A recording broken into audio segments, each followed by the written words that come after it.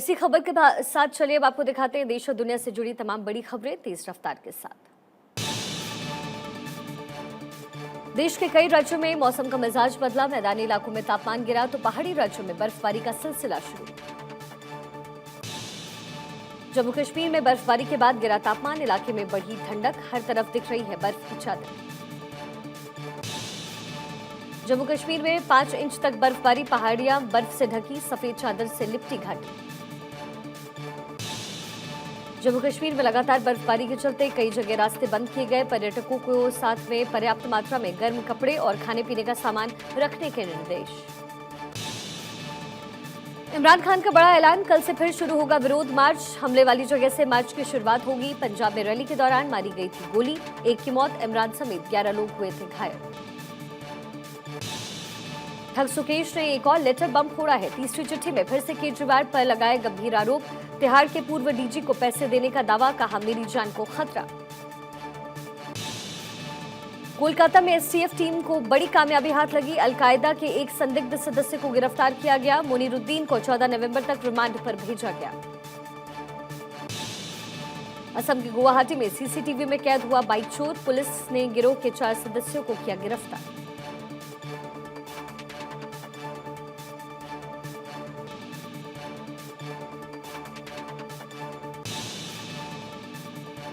UP के हाथरस में बस में लगी भीषण आग, रोडवेज बस में आग लगने से सवारियों में मचा हड़कंप।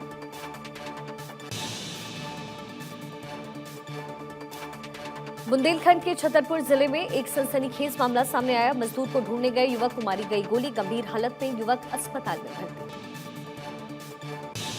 कांग्रेस की भारत जोड़ो यात्रा का 61वां दिन आज, सांसद राहुल गांधी ने पार्टी की भारत जोड़ो यात्रा की शुरुआत की, तेलंगाना के कामरेड्डी से यात्रा की शुरुआत। अजमेर के राजस्थान में पुष्कर मेले का आयोजन, मेले में लोगों की भारी भीड़, मेला देखने के लिए देश विदेश से पहुंच रहे पर्यटक। बिहार के बोधगया में भिक्षुओं ने विश्व शांति के लिए की विशेष प्रार्थना, विश्व में अमन चैन बने रहे, इसे लेकर के मौन रखा गया। हिमाचल प्रदेश में आज धुआंधार चुनावी रैलियां, बीजेपी अध्यक्ष जेपी नड्डा की आज भी हिमाचल में 3 रैलियां। जेपी नड्डा की आज हिमाचल के रामपुर विधानसभा, जुब्बल, खोटकाई और रोडू विधानसभा में जनसभाएं। यूपी के सीएम योगी आदित्यनाथ भी आज हिमाचल में बीजेपी उम्मीदवारों के समर्थन में रैली करेंगे। योगी आदित्यनाथ की हिमाचल में आज 3 रैलियां, योगी हरोली, मंडी और बद्री विधानसभा में रैली करेंगे। केंद्रीय मंत्री अनुराग ठाकुर आज धुआंधार तरीके से करेंगे प्रचार, अनुराग ठाकुर एक के बाद एक 5 चुनावी जनसभाएं करेंगे। अनुराग ठाकुर जिला चंबा के चुराह विधानसभा, कांगड़ा के ज्वालामुखी विधानसभा, खुंडिया और हट्टी में जनसभा को संबोधित करेंगे। केंद्रीय मंत्री स्मृति ईरानी भी आज हिमाचल में 3 रैलियां करेंगी, पहली रैली रेणुका में होगी। हिमाचल के सीएम जयराम ठाकुर की आज 4 रैलियां, कुल्लू के बंजार, शिमला में चौपाल में जनसभा को संबोधित करेंगे। हिमाचल चुनाव के लिए कांग्रेस ने कसी कमर, आज हिमाचल में प्रियंका गांधी कांग्रेस उम्मीदवारों के लिए मांगेंगी वोट, परिवर्तन प्रतिज्ञा रैली को करेंगी संबोधित। कांग्रेस महासचिव प्रियंका गांधी ऊना के हरोली में चुनावी रैली करेंगी, जिसमें छत्तीसगढ़ के सीएम भूपेश बघेल और हिमाचल के कांग्रेस प्रभारी राजीव शुक्ला उनके साथ मौजूद रहेंगे। राजस्थान के मुख्यमंत्री अशोक गहलोत आज से गुजरात के चुनावी दौरे पर, सीएम गहलोत को रायकोट और उनके आसपास के इलाकों में कांग्रेस प्रत्याशियों के लिए प्रचार करते नजर आएंगे। सीएम गहलोत का शनिवार को ही गुजरात का चुनावी दौरा था, लेकिन तबियत नासाज होने की वजह से सीएम गहलोत ने कार्यक्रम स्थगित किया था। आम आदमी पार्टी के संयोजक और दिल्ली के मुख्यमंत्री अरविंद केजरीवाल का गुजरात का दौरा, केजरीवाल गुजरात में आज 3 रोड शो करेंगे। केजरीवाल का पहला रोड शो राजकोट में होगा, दूसरा रोड शो कलावाड़ में और तीसरा जैतपुर में होगा। केजरीवाल 4 नवंबर से 8 नवंबर तक गुजरात में ही रहेंगे। केजरीवाल के चुनावी वादे पर गुजरात के एक बच्चे ने केजरीवाल से 4 सवाल किए। अरविंद केजरीवाल ने लोगों से मौका देने की अपील की और वादा किया कि सत्ता में आने के बाद वो लोगों को रामलला के मंदिर के दर्शन करवाएंगे। इसी वादे पर केजरीवाल से एक बच्चे ने सवाल पूछ डाला। असदुद्दीन ओवैसी के गुजरात दौरे का आज दूसरा दिन। असदुद्दीन ओवैसी सूरत में जनसभा को करेंगे संबोधित। सूरत की मदीना मस्जिद के ईदगाह रोड पर करेंगे जनसभा। दिल्ली राज्य चुनाव आयोग ने आज सर्वदलीय बैठक बुलाई। दिल्ली में नगर निगम चुनाव होने हैं, जिसका चुनाव आयोग ने हाल ही में ऐलान किया। चुनाव को लेकर के इस बैठक में चर्चा होगी। आज से दिल्ली में आर्मी कमांडर्स कॉन्फ्रेंस 2022 का आगाज, 5 दिनों तक चलेगा सम्मेलन। कमांडर्स कॉन्फ्रेंस में सुरक्षा की नई चुनौतियों पर होगी चर्चा। सेना के शीर्ष कमांडर शामिल होंगे।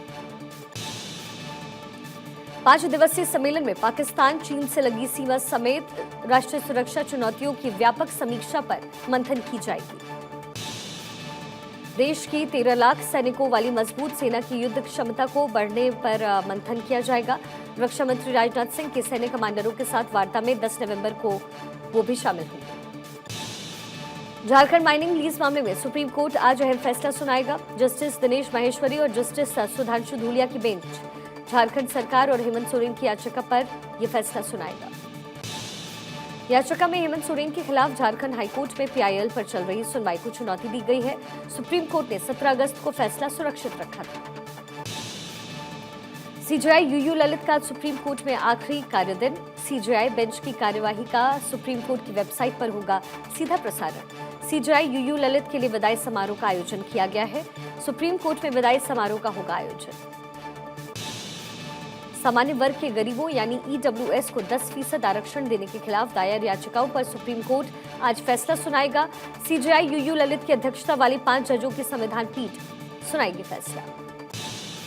2019 में सरकार ने आर्थिक रूप से कमजोर सामान्य वर्ग के लोगों को नौकरी और शिक्षा में 10% आरक्षण दिया, जिसके खिलाफ दर्जनों याचिकाएं दाखिल की गई। सरकार के इस फैसले को संविधान की मूल भावनाओं के खिलाफ बताते हुए चुनौती दी गई। याचिकाओं में 103वें संविधान संशोधन की संवैधानिक वैधता को चुनौती दी गई। सुप्रीम कोर्ट की संविधान पीठ ने लंबी सुनवाई के बाद 27 सितंबर को फैसला सुरक्षित रखा। भारत में आज से एप्पल आईफोन पर 5G सेवा शुरू। iOS 16 बीटा सॉफ्टवेयर प्रोग्राम के जरिए मिलेगी सुविधा। दूरसंचार मंत्रालय के मुताबिक 5G सेवा को एक सॉफ्टवेयर अपडेट के जरिए इनेबल किया जाएगा और दिसंबर में सभी आईफोन पर इसे शुरू किया जाएगा। अयोध्या में भव्य दीपावली के बाद काशी में आज मनाई जाएगी देव दीपावली। विश्वनाथ धाम को फूलों से सजाया गया।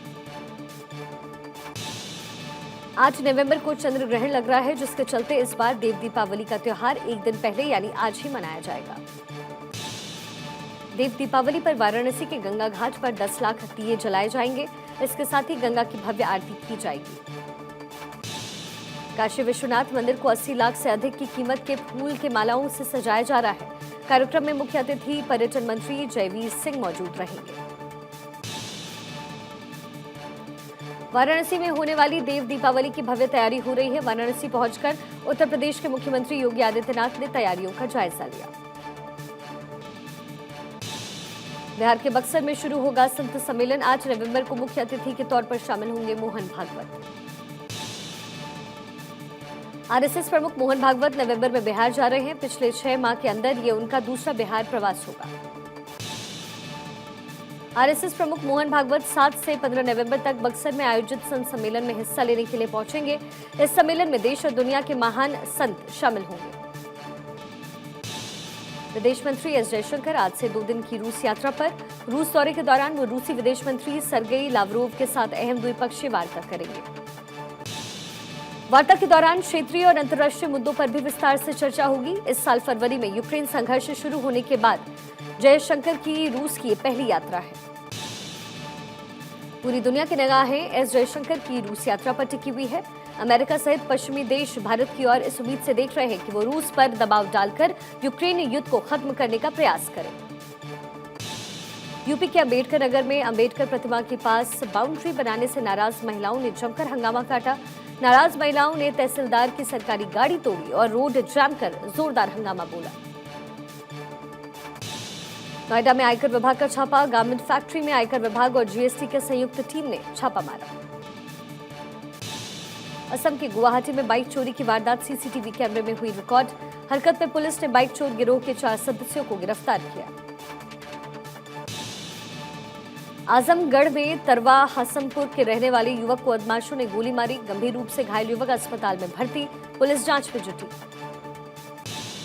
एक्सप्रेसवे पर एक मिनी बस में आग लग गई। हादसे के वक्त बस में 18 यात्री सवार थे, जिन्होंने बस से कूदकर अपनी जान बचाई। यूपी के बस्ती में 2 बाइक की भीषण टक्कर हुई। हादसे में 2 की मौत, 3 घायल। घायलों को अस्पताल में भर्ती करवाया गया। दिल्ली से राम मंदिर अयोध्या की दंडवत यात्रा पर निकले मनीष शर्मा उर्फ पागल बाबा एटा पहुंचे, जहां हिंदू एकता संगठन बाबा का जोरदार स्वागत किया। बाबा ने बताया वो प्रतिदिन 3 किलोमीटर की यात्रा कर विश्राम करते हैं। बाबा को यात्रा करते हुए 5 महीने का समय हो चुका है। रायबरेली के जिला अस्पताल के डॉक्टर और स्टाफ से मारपीट का आरोप। मरीज के तीमारदारों पर लगा है ये आरोप। इमरजेंसी स्टाफ पर जानलेवा हमला करने का आरोप लगा। पुलिस मामले की जांच में जुटी।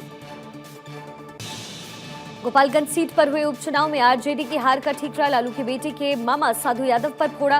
ट्वीट का लिखा, इस बार तो कंस मामा श्री कृष्ण के प्रकोप से बच गए, अब की बार मिट्टी में मिलना तय है। गोपालगंज की जनता का यही संदेश है।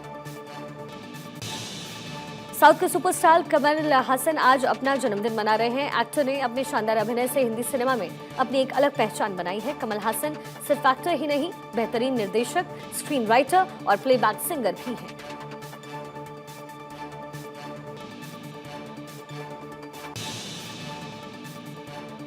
दिल्ली में लगातार बढ़ते प्रदूषण के बाद चारों तरफ दिख रही है धुआं ही धुआं दिख रहा है। प्रदूषण के चलते लोग परेशान, सांस लेना दूभर। दिल्ली में ग्राफ 4 हटने के बाद पर्यावरण मंत्री गोपाल राय ने बुलाई हाई लेवल मीटिंग। दोपहर को दिल्ली सचिवालय में होगी ये बैठक। दिल्ली एनसीआर में ग्राफ 4 की पाबंदियां हटी। प्रदूषण के स्तर में कमी के चलते लिया गया फैसला। तीसरे चरण की पाबंदियां जारी रहेंगी। दिल्ली एनसीआर में डीजल वाहनों के प्रवेश पर लगी रोक।